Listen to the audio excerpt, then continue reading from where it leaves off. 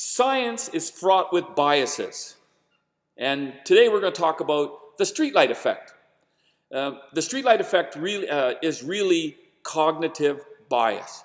And what I mean by that is we tend to start all of our searches from things that we know. So we're biased toward what we already know. It makes sense. You feel most comfortable, and then you try to branch out. And there's reasons for this. So papers don't get published if you can't ground it in what is presently known. It's rare that a paper comes along and can be totally put forward like Einstein did with like two references or something crazy like that. But rarely do you see that kind of thing. Anyways, so in this video we're going to talk about the streetlight effect, the cognitive bias of science, and how do we get around it. And ultimately, what we're trying to do is find methodologies to get over the knowledge gap. But first, you've got to identify what is the knowledge gap. And that part ain't easy. Methodologies maybe you can put forward, but first you got to figure out what the heck is out there that you don't know that you're trying to figure out. Anyways, so the streetlight effect is cognitive bias. Let's take a look. The GERA Foundation presents this series called Navigating Research.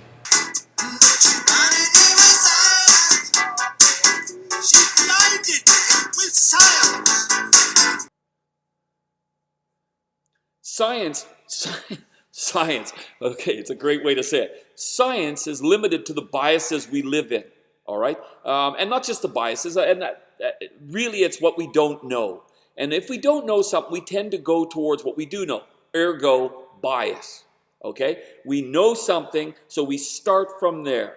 That's the idea of this thing. So a known unknown is where most scientists sit. They will like to believe that they start from unknown unknowns, but I doubt that's the case. Most of us, we start from what we do know and we look for something we don't know. And I've always quoted to people many times that I'm always looking for something I'll never find, and if I do, I won't understand it. And that really sums up an unknown unknown.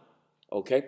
So, and this cartoon strip right here is a perfect example of this. They call it the streetlight effect. So some guys drop something and he's looking for it. A policeman comes along and says, "Did you drop something? Is it here?" And the guy says, no, I dropped it a couple blocks down the road. And the policeman asks quizzically, "Well, why are you looking here?" And the man says, "Well, because there's better lighting."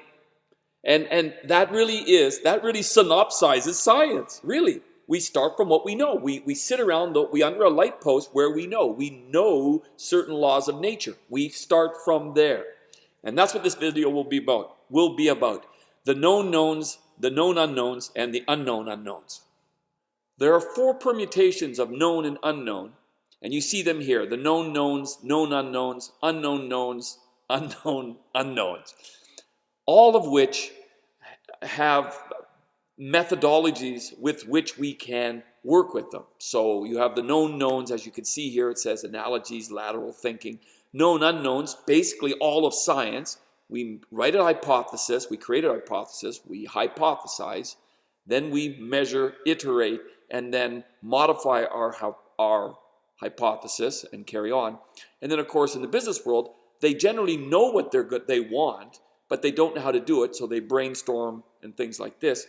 And, of course, finally, we have the unknown unknowns, where we all want to be. The unknown unknowns are on the other side of the knowledge gap.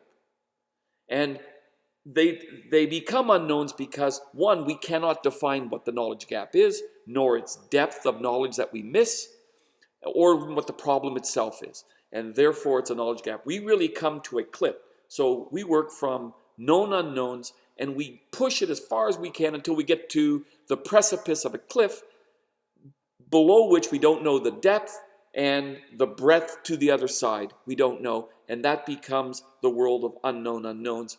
And this is where we're sitting about. And I'm talking in riddles, obviously, because I don't know what is on the other side. I just don't know. And that's what we strive for. Here's a great little quote by Donald Rumsfeld. I can't remember the number, but he was the Secretary of Defense in the George W. Bush administration in the United States. He was a very difficult person to work with, at least that's how he's described, largely because he liked to argue, and he expected you to be able to defend your position. You can't just give him an analysis and not defend it. And this is the kind of things that he thought about, the unknown unknowns. And you could imagine, in the world of the military, this is all important. You want to know who your enemy is, their capabilities, and how are you going to defend against it. And so an unknown unknown in this case is, I don't know who the enemy is, and I don't know what methodology they're going to use, and I have no knowledge of how I would defend if I did. Here's a great little analytic I found on the internet. Can't remember what source.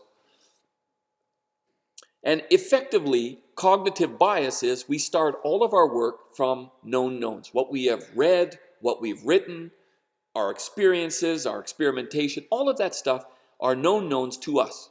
And that's our bias. And it's natural to start there. But we want to find a way to get to unknown unknowns. And here they've made a really cool suggestion. Machine learning, artificial intelligence on big data. So what you're basically saying is, you look at the entire sky. I'm an astronomer. You look at the entire sky at all wavelengths, in both spectroscopic and continuum mode, and you're monitoring all the time. And then you want to look for things. Just look for things. So you start teaching the computer to look for particular types of objects, and then it goes and finds them in patterns inside the data sets. And that would be a great tool to get over the knowledge gap. First off, to identify that there is a knowledge gap, that there is unknown on the other side, and then how to get over it. This is a great little tool.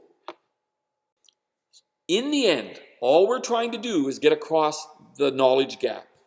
And at no time, by the way, will you have another person on the other side saying, I know, so they could teach you. So if there was somebody on the opposite side of the knowledge gap, which is called a professor, they will tell you, here are the problems we want you to solve. And here's the methodologies to use for you to get across this particular gap. But in research, you're actually at the edge of a precipice. There's a cloud, there's a fog between you and the other side, and there's no knowing what's there. And there's no knowing how deep it is.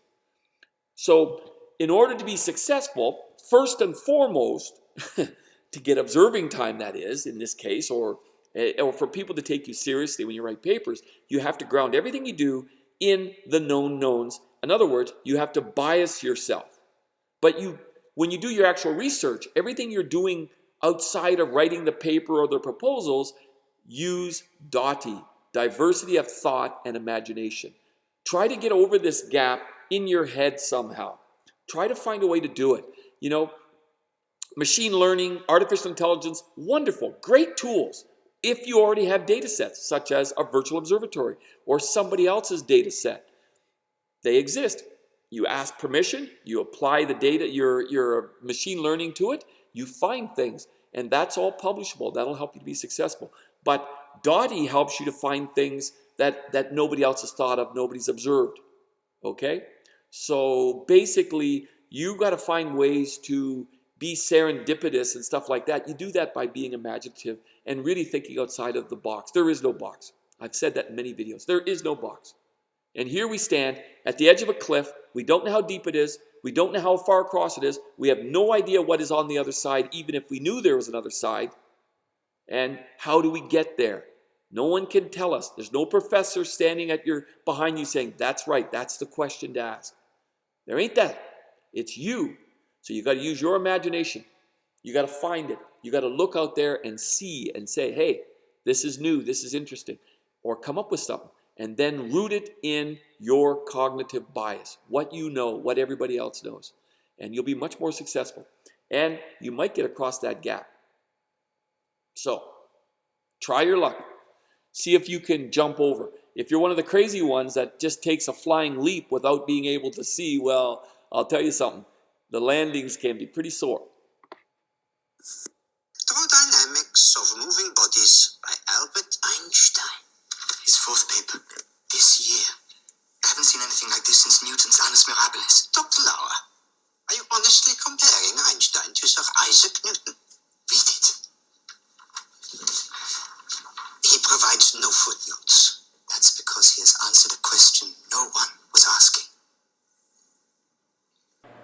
The GERA Foundation will produce more videos like this. Please like, share, or subscribe if you enjoyed this video.